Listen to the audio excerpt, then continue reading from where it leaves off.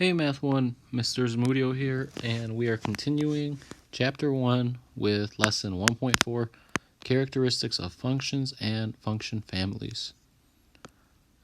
This first part of the lesson is mainly going to be characteristics of functions, so a lot of vocabulary here. Before we actually start with the lesson, I highly recommend it. Like if we were in class, I would definitely say, okay, everybody pull this out. Like I'm telling you to pull this out. But you should have a notebook and pencil, and you should be taking notes as you're watching these videos. I'm obviously not there to enforce that, but the more you do the little things, guys, the easier this course is going to be. And I promise you that if you take notes as you're watching these videos, and pretty much this entire thing is something I would definitely write down. The more you take notes, the more successful you're going to be in this class. I promise you. So go ahead and pause this video, go get your notebook, go get a pencil, and start copying stuff down as you see me go through the stuff. All right, so first vocabulary word, continuous. I'm actually going to pair this one with discrete. So a continuous graph or a continuous function is one where I can draw it without picking up my pencil. So here is an example of a continuous function. Here is another one. Here is another one. So basically, I can draw the entire function without having to pick up my pencil. There's no holes or there's no breaking in the graph. Now that's kind of the opposite of discrete, where discrete, you kind of have more dot-like graphs.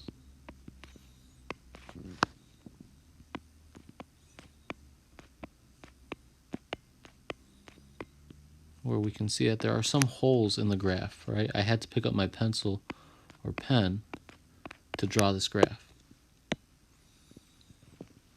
All right, so the difference between continuous and discrete is that continuous functions actually represent all numbers on the x-axis, where discrete, it doesn't represent all numbers. It only represents some of those numbers. All right, and graphically, we can see that the discrete ones, there's more holes in them, while continuous ones have no holes. All right, absolute maximum and absolute minimum. I'm going to pair these two also together. And the word maximum hopefully helps you think of like something big, something tall, right? So absolute maximum, really there's only a couple type of functions that have these. And we'll talk about what these are. But the absolute maximum is like the highest point of this like U-shaped graph. And it can also be like the highest point of this V-shaped graph.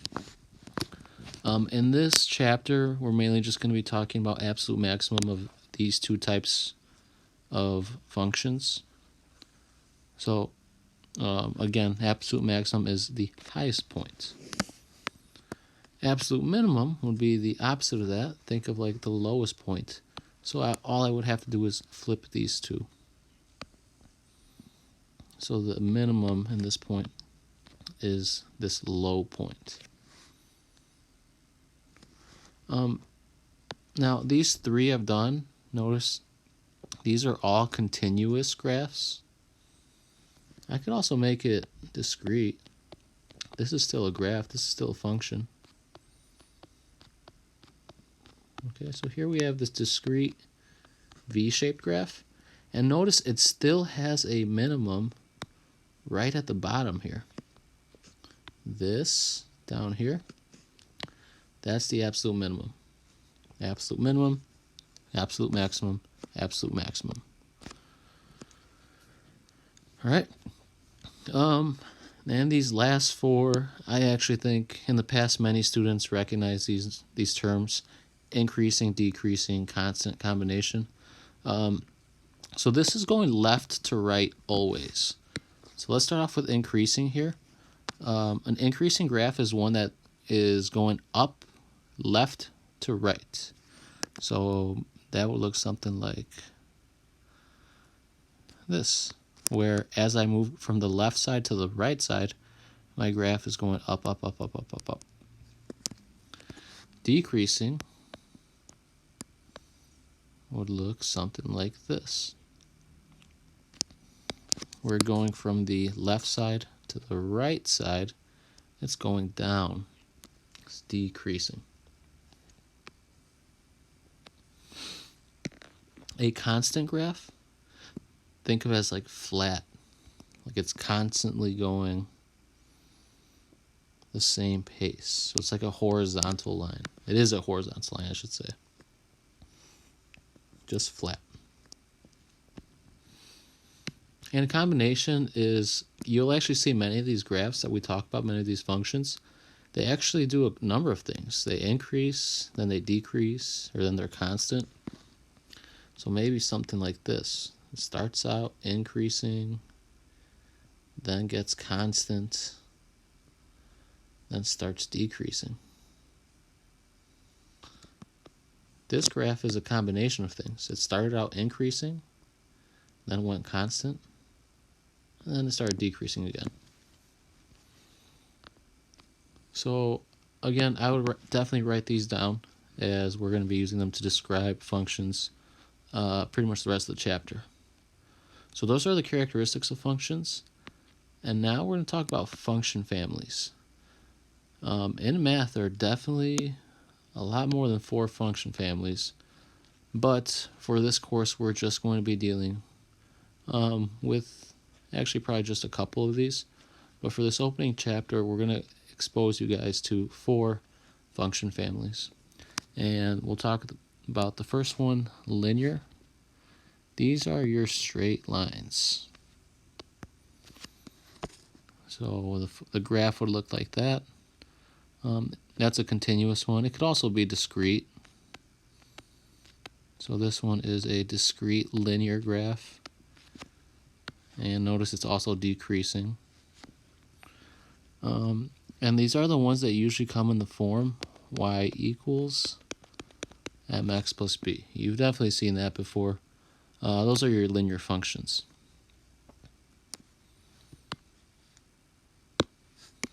All right, exponential functions. These are these kind of J shape. They have some curve to them.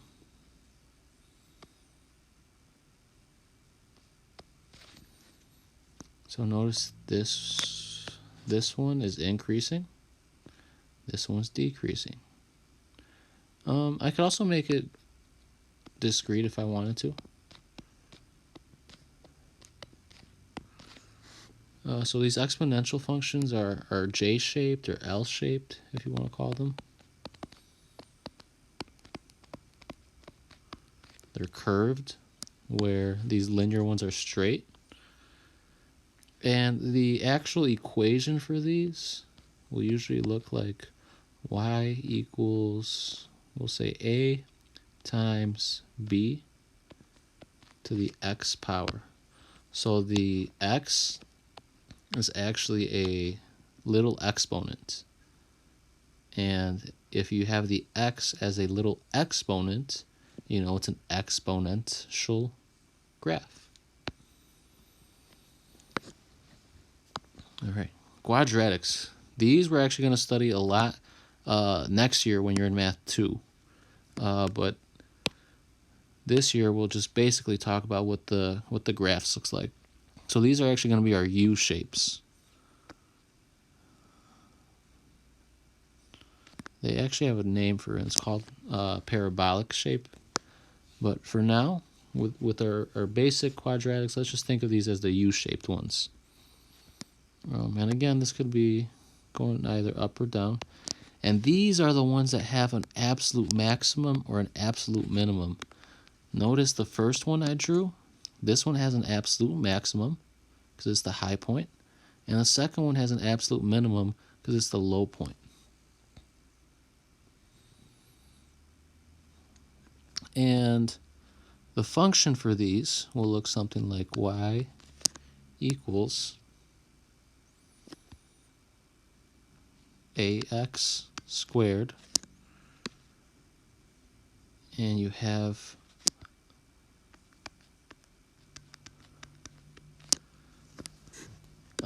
plus bx plus c.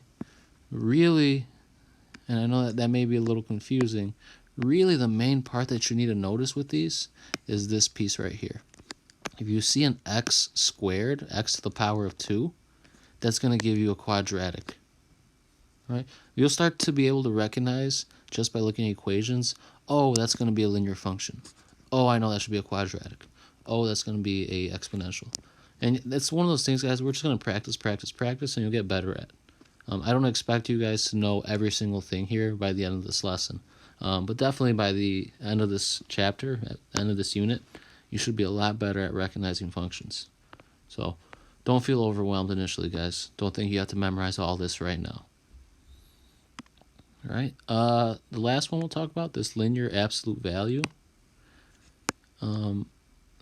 This value right there kind of tells you what it's going to look like. These are actually the V shapes.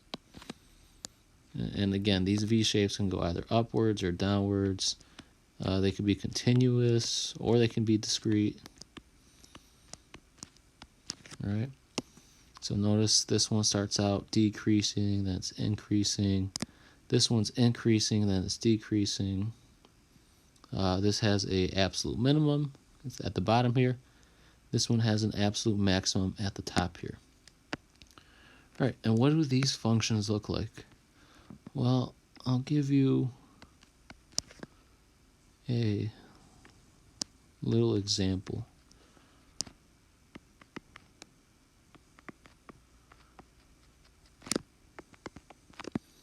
All right, a lot of letters there, guys, but really what you're looking for is this.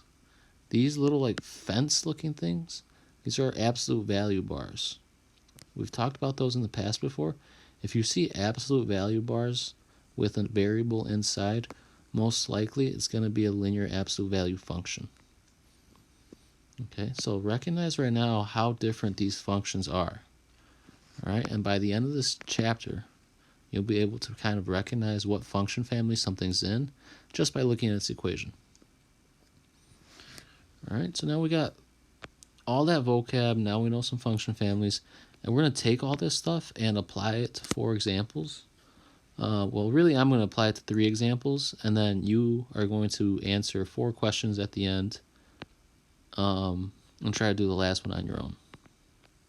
So the first one, here are the directions. We want to figure out what function family is this. Is this increasing or decreasing? Or maybe it's a combination. Does it have a maximum or minimum?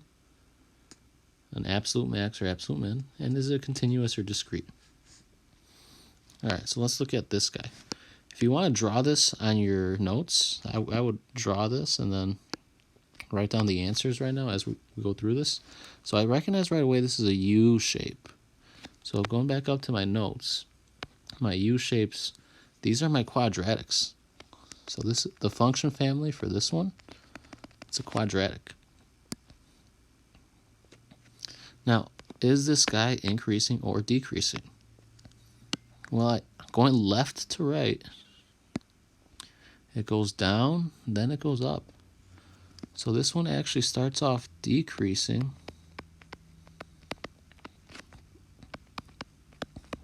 then increasing. So this is like a combination.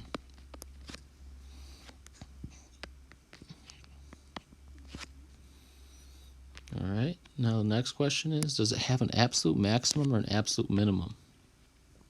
Remember what absolute maximum and minimum are? That's when you have like a high point or a really low point. So this graph has a low point down here. So we're actually going to call this an absolute. This graph has an absolute minimum.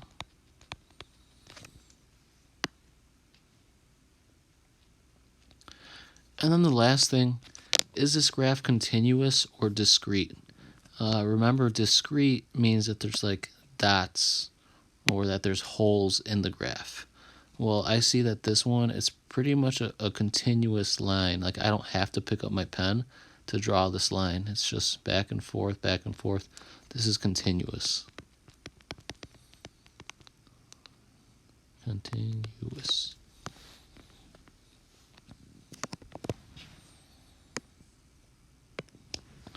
All right, moving a little further to the next one. This is a straight line going downwards. So I'm going to move a little quicker.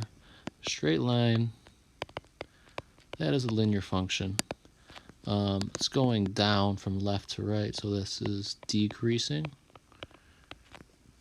And then this does not have an absolute minimum or maximum.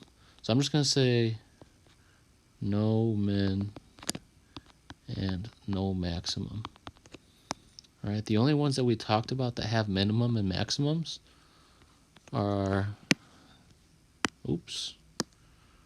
these two.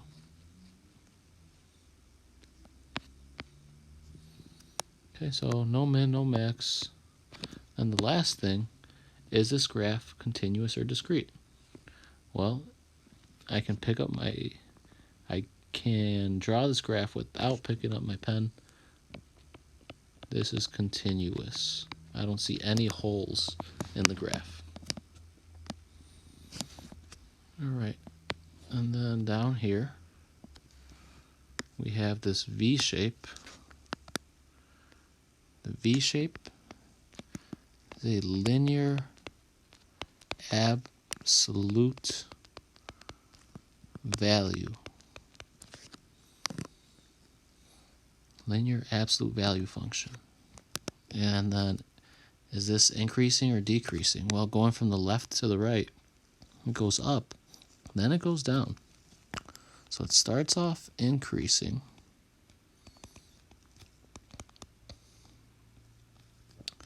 then it starts to decrease. So it's increasing, then decreasing. And does this guy have an absolute minimum or an absolute maximum? Well, I see that it has a high point right here. It's like at the top of a mountain. So that would be an absolute maximum.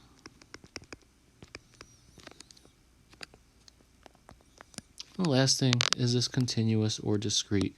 Again, this is a solid line. I don't see any holes in it. So this is continuous. All right. And then here's your check for understanding. Here's your example. What function family is this? Is this graph increasing or decreasing or a combination?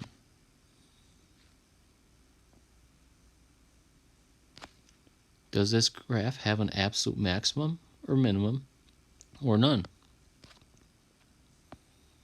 And lastly, is this graph continuous or discrete?